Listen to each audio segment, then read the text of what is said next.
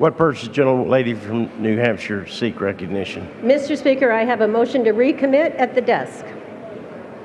Clerk, read the bill. Does the gentlewoman oppose the bill? I am opposed in its current form.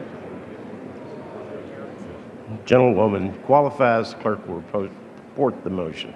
Ms. Kuster of New Hampshire moves to recommit the bill, H.R. 1195, to the Committee on Financial Services with instructions to report the same back to the House forthwith with the following amendment.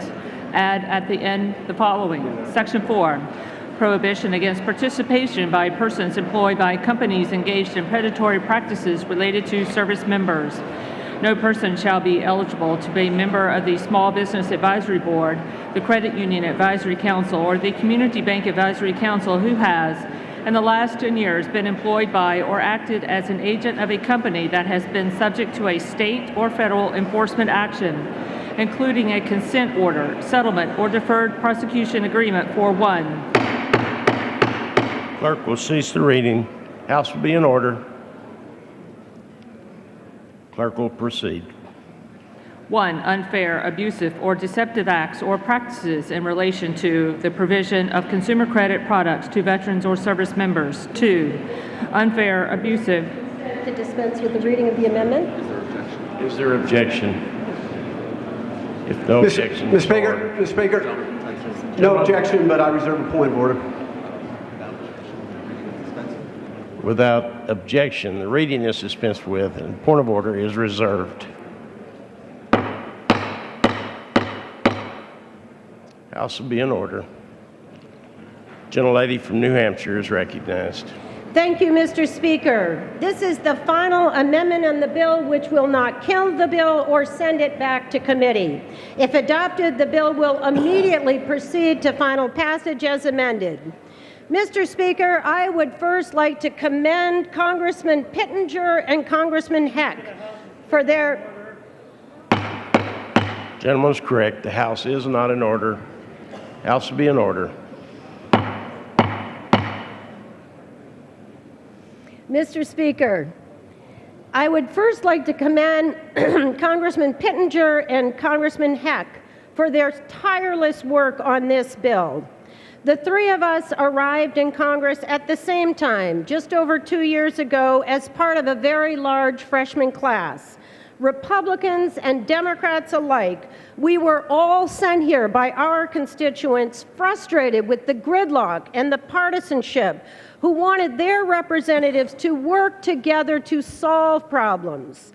In that spirit, I appreciate the bipartisan work that went into this bill, which addresses a noble goal, ensuring that the voices of small businesses are heard by federal regulators making important decisions across our entire economy. And I share that goal. Indeed, I have worked across the aisle to bring regulators like the FDA and the SBA to my district in New Hampshire to ensure... Lady will suspend. House is not in order. Members, please take your conversations off the floor.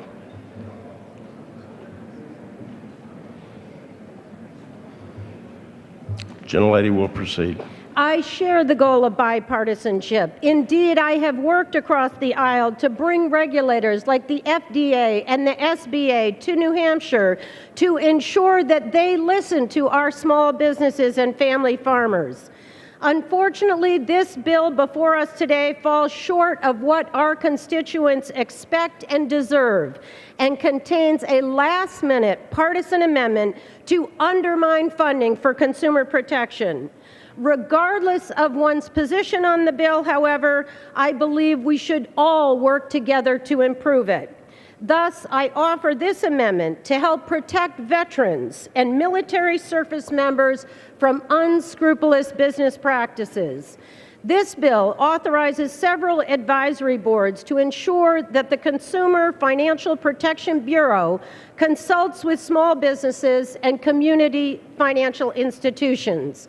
My amendment is straightforward, simply stating that no person shall be eligible to serve on a CFPB advisory board if they or their company have committed unfair, abusive, or deceptive business practices against veterans or military families. Now, we can all agree that men and women in uniform should not have their homes foreclosed on, their cars repossessed, or their families evicted when they are fighting overseas to protect our freedom. Likewise, military families should not be targeted by predatory interest rates and other abusive lending practices. That's not just wrong, it's illegal. My amendment is straightforward. If a business violates protections for military families, they should not have a seat at the table when new rules are being written for the financial services industry. This amendment is pro-veteran, it supports our military families, and it makes sense. So I ask all of us, Republicans and Democrats, support this amendment, send a message to our veterans, and thank you for your consideration. Thank you, Mr. Speaker. I yield back the balance of my time.